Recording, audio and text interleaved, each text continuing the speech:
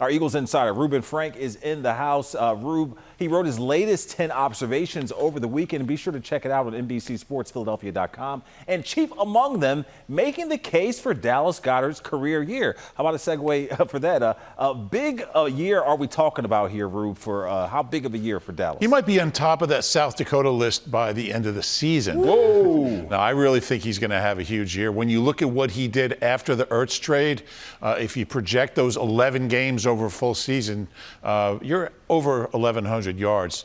But the amazing thing about Goddard, last year he was 17th among tight ends in targets, but he was 5th in receiving yards. Now, he had half as many targets as Mark Andrews, for example.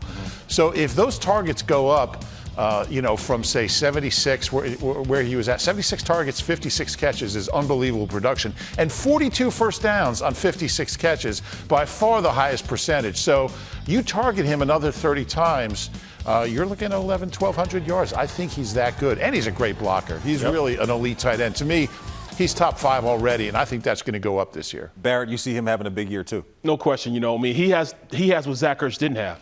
He has yak yardage. He doesn't just go down with the first tackler. We knew that Zach Ertz at times when he used to go out there, as soon as he got hit, he was going down. He would secure the ball, but he'd go down. He'd go down every single time. Well, you're going to get more than that with Dallas Goedert.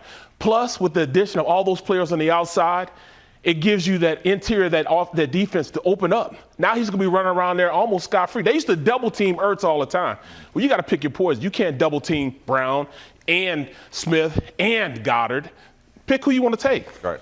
All right, Rube, in your article, you also listed your top 5 Eagles most likely to make their first Pro Bowl this season. Let's take a look at the list and give us an idea of what you're looking for from these guys and why you think they'll make that leap.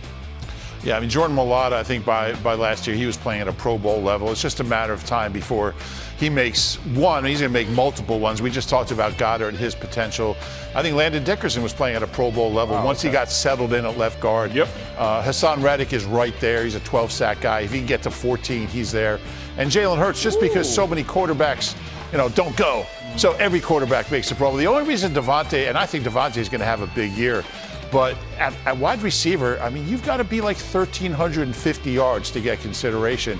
And in this, I think he's that good. But in this offense, I think they're going to be balanced. They're going to spread the ball around. He's certainly capable. It's not a knock on him, but I just think the other guys are more likely. And Dallas more of a safety blanket for Jalen Hurts, so he'll get a lot more targets and yards and touchdowns.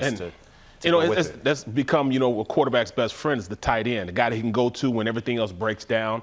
I mean, that's what Goddard showed he can do. And, just looking at it, Devontae Smith and his ability to go out there also and stretch the field. I mean, just from Alabama receivers alone, it's going to be hard for him to make the Pro Bowl, But, I mean, still, his numbers are going to be up there. And Jalen Hurts is going to be the key to that. So if Jalen Hurts makes it to the Pro Bowl, it's likely that we have 3 or 4 of those guys definitely on the list on Pro Bowlers. So we have those 5 guys on the list. How many actually make the leap? How many actually get that 4? Mailata, top of the list. I would assume him. What other guys do you think join him? Yeah, he's a definite. From that, I think him and Goddard are there. I mean, they're right there. And the other guys, Hurts was an alternate last year and had, okay year. If he can improve from 61% to 65, 66%, keep improving like he did from last year to this past season, he's there. And then we did a little guy, young guy, Dickerson. I mean, he made an opportunity also, taking that next step. You prove from your first to your second year, and he's already shown that he's a dog out there, a monster out there, so he can make that leap also. The fans don't really love the Pro Bowl, but the players love the paycheck, right? Oh, no question. I mean, that's an extra extra $100,000, at the end of the day, it's an extra $100,000. But, all things being equal, it's just having that, on your resume that, hey, I'm a Pro Bowler. I was never a Pro Bowler. So what? I played 12 years, won a Super Bowl, love it. But I still would have liked to make the Pro Bowl. All right, gotcha. All right, we talked in our last segment about what the Eagles have in store for off-season workouts. Pretty light. I know Barrett, as a former player, likes it. What do you think? We'll get a little glimpse of the full team OTAs on Friday, but what do you think, Rube?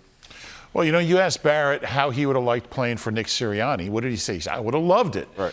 90 guys in that locker room love playing for him because he goes easy on them. But it's not like it's a country club. I mean, they work extra hard doing, film study and working with their coaches, working on the side, individual. They put in the time. And I think last year kind of vindicated Nick Sirianni. I was skeptical when he first said, we're not going to hit, we're not going to do this, we're not going to do that, we're not going to practice, we're not going to play starters in preseason games. They were as healthy as they've been since I remember, and they were fresh at the end of the year when they went on their run. I think this is the wave of the future. He's kind of at the extreme end of it, but I think this is how the league is going, to more classroom work, more studying, get them off their feet, keep them healthy, and get them ready that way. They'll practice like this, boom, boom, boom, boom, boom. I mean, they never stop. They're always going. They correct each other when they're inside the locker room. But, other than that, they're so fast. Practice on an hour and 15 minutes, hour and 20 minutes. Are you giving a nod to those joint practices as a leg up or something that's really benefiting them from not doing so much? We went 2-0. 2-0 last year. We didn't win any preseason game, but we were 2-0. 2-0. And those are great practices, and they're going to do back-to-back in Cleveland and Miami this year, and they go harder in those practices than they do any other time. I think it's really valuable. Even work. in the game. Well, not the regular season games, but the preseason game, they brother along the preseason game. But in practice, and you trying to show your coach that you belong on the team, you're going to hit somebody. You're going to hit them right in the mouth. So, yeah.